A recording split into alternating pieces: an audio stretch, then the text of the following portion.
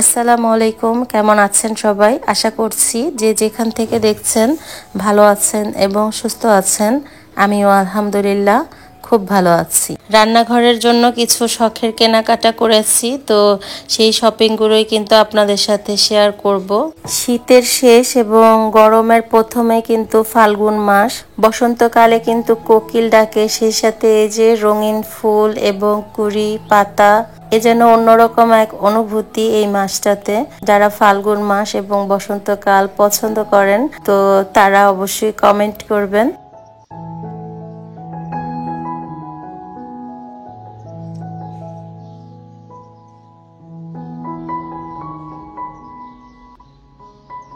যাই হোক, নাস্তার আগে আমি যে ড্রিঙ্কটা খাই তো সেটা বানিয়ে নিলাম। অনেকটা বানিয়েছি দেখতে পাচ্ছেন। এখন জাস্ট কাচের জারে আমি ঢেলে নিচ্ছি। এগুলো ফ্রিজে রাখবো, প্রায় আমার 1 সপ্তাহ হয়ে যাবে। কারণ হচ্ছে আমাদের কাজ এবং সময় এই দুটার সাথে কিন্তু পেরে উঠি না, তাই প্রতিদিন এই ড্রিঙ্কটা বানানো আমার পক্ষে অনেক বেশি কষ্টসাধ্য। সেজন্য একবারে বানিয়ে ছেঁকে রেখে দিলাম। এটা আমি জাস্ট বের করে গরম পানিতে মিশিয়ে খেয়ে নিব। এই ড্রিঙ্কটা আমি নাস্তার ঠিক আধা ঘন্টা আগে খাই, এরপরে আমি নাস্তা করে নিই। এটা অনেক অনেক উপকারী একটা ড্রিঙ্ক। আপনারা যদি এটার রেসিপি চান তাহলে কিন্তু আমি দিব পরবর্তী ব্লগে। এই ড্রিঙ্কটা খাওয়ার অনেক বেশি বেনিফিট আছে। আমার যেহেতু রক্ত স্বল্পতা আছে, সেজন্য ডাক্তারই রিকমেন্ড করেছিল বিটরুট খেতে। তো সেটার সাথে আমি কি কি ইনগ্রেডিয়েন্টস দিই তো সেটা জানতে হলে অবশ্যই কমেন্ট করবেন, আমি এটার রেসিপি আকারে শেয়ার করব।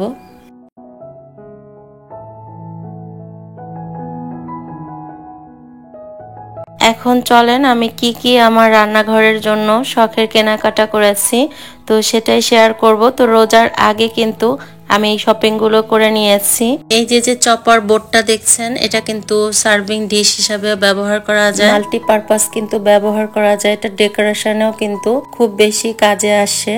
মেহগনি কাঠ দিয়ে তৈরি এই চপার বোর্ডটা, এটার প্রাইস নিয়েছে মাত্র 150 টাকা। আর এদিকে এই যে মনেস্টারের একটা কোস্টার, এটাতেও কিন্তু ডেকোরেশন করা যায়, সেই সাথে খাবার সার্ভ করা যায়। আর এই যে মেহগনি কাঠ দিয়ে তৈরি যে টুলটা, তো এই দুইটা হচ্ছে আমি অনলাইন থেকে নিয়েছিলাম।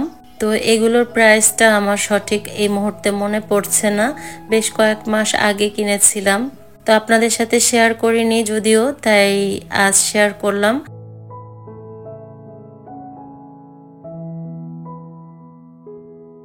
এখন যেটা দেখতে পাচ্ছেন এটাও মেহগনি কাঠ দিয়ে তৈরি, এটা আমি মেলা থেকে কিনেছি। কি হোল্ডার হিসাবে ব্যবহার করা যায়, সেই সাথে কিন্তু কিচেনেও ব্যবহার করা যায় চাইলে। 5টার মতো এই যে হুক রয়েছে, তো এখানে অনেক কিছু প্রয়োজনীয় রাখা যায়। তো এটার দাম নিয়েছে মাত্র 130 টাকা। খুবই কম দামে আমি এই শপিংগুলো করেছি। আমি যদিও ওই মেলাটাতে গিয়েছিলাম এমনি ঘুরতে, তো দেখলাম অনেক কমে এগুলো দিচ্ছে, তাই নিয়েছি। এটাও কাঠের তৈরি একটা দোলনা।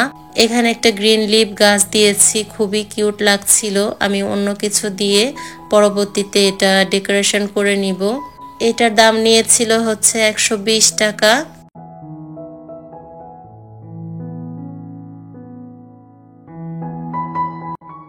এখন আসি হচ্ছে এই বাটিগুলো আমি আড়ংয়ে অনেকবার দেখেছি এবং ধরেছি, কিন্তু প্রাইস এতটাই বেশি ছিল যে আমার নেওয়ার কোনোই সাধ্য ছিল না, সেজন্য কিন্তু আর নেওয়া হয়নি। তো একটা বাটি সেট কিনেছি মেলা থেকে। এই বড় বাটিটা কিন্তু বেশ বড়, আর এই যে কাঠের যে একটা ভেতরে একটা ডিজাইন থাকে, তো সেটা কিন্তু এই বাটিটাতে কিন্তু আছে। এগুলো ন্যাচারাল একেবারেই। এগুলোতে কিন্তু অনেক কিছু সার্ভ করা যাবে। আমি এগুলো কিচেনে ইউজ করব।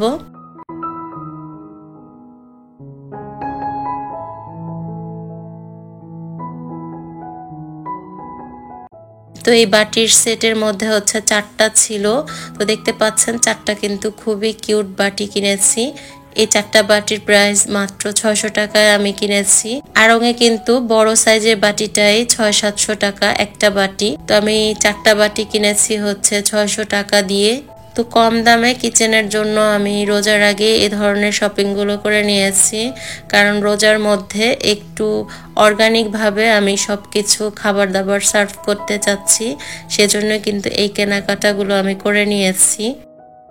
আমি চেয়েছিলাম যে আড়ংয়ে গিয়ে অথবা আরএফএলে গিয়ে কিছু শপিং করে নিই রোজার জন্য। তো যেহেতু এখানে মেলা হচ্ছিল, গিয়ে আমার অনেকটাই ভালো হয়েছে যে এত কম দামে রোজার আগে আমি কিচেনের জন্য এত কম দামে এত সুন্দর সুন্দর শপিং করব। এখন দেখাচ্ছি হচ্ছে এই যে কলা রাখা স্ট্যান্ড, এটাও কিন্তু কাঠের তৈরি। তো মেহগনি কাঠ দিয়ে এই যে কলার যে স্ট্যান্ডটা, এটা আমি 170 টাকায় কিনেছি। এত কম দামে আমি অবাক হয়েছি। আমার বাসার প্রত্যেকেই কিন্তু এই শপিংগুলো দেখে এবং দাম শুনে আশ্চর্য হয়েছে। শপিং ভিডিওগুলো কিন্তু আপুদের কাছে অনেক বেশি ভালো লাগে দেখতে, তাই কিন্তু মাঝে মধ্যে শপিং ব্লগগুলোই শেয়ার করি। আর ভাবলাম যে এত কম দামে আমি রোজার আগে কিচেনের জন্য এবং ঘরের জন্য কি কি কিনেছি তো আপুদের সাথে একটু শেয়ার করে ফেলি, তাই কিন্তু ভিডিওটা শেয়ার করেছি। ভালো লাগলে অবশ্যই লাইক, কমেন্ট এবং শেয়ার করে দিবেন।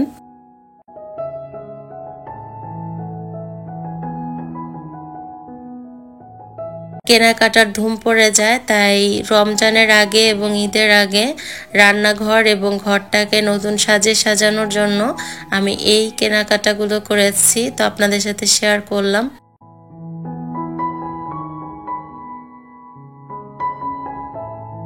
আপনাদের একটি কমেন্ট আমাকে অনেক বেশি মোটিভেট করে।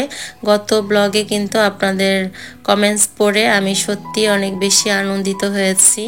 এত সুন্দর সুন্দর কমেন্ট আমার আপুরা করেছে, আর অনেক আপুই নতুন নতুন যুক্ত হয়েছেন।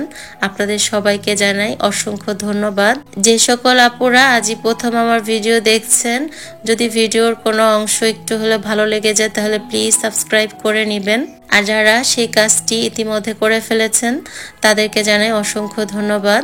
শীত চলে যাচ্ছে আর এদিকে হাঁসের মাংস খাবো না তা তো হয় না। তো মায়ের বাড়িতে কিন্তু হাঁসের মাংস খেয়েছি, আর বাসায় এসেও আমি দুবারের মতো হাঁস রান্না করেছি। একটা ভিডিও আমি করে রেখেছি হাঁসের ফুল রেসিপি হিসাবে, তো সেটা হয়তোবা শেয়ার করব। এদিকে হচ্ছে হাঁসের মাংস আবার হাজবেন্ড খায় না, তার জন্য গরুর মাংস রান্না করে নিচ্ছি।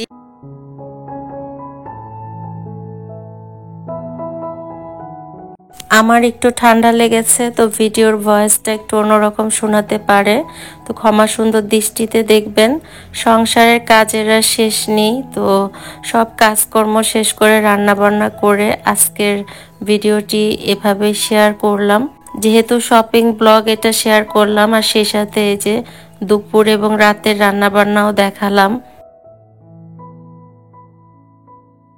এই রান্না বান্না ছিল হচ্ছে শবে বরাতের দিনে, আর শবে বরাতের আগে সুজির হালুয়া এবং বুটের হালুয়া করে রেখেছিলাম। আর হাঁসের মাংস আর গরুর মাংসটা রান্না করেছিলাম শবে বরাতের দিনে, আর হচ্ছে চালের রুটি করে নিয়েছিলাম।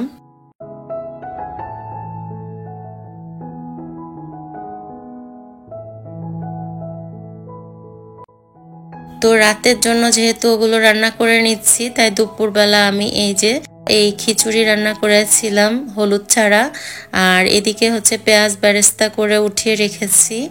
এগুলো হলো আমি আমার রান্নার কাজে ব্যবহার করব।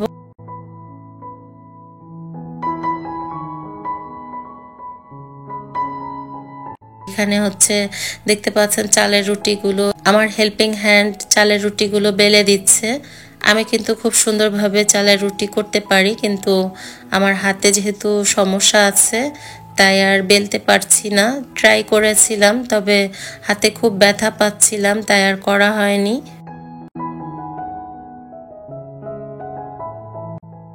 আজকের মতো বিদায় নিব, সবার সুস্বাস্থ্যতা কামনা করে। সবাই খুব বেশি ভালো থাকবেন, পজিটিভ থিঙ্ক করবেন। আল্লাহ হাফেজ, আসসালামু আলাইকুম।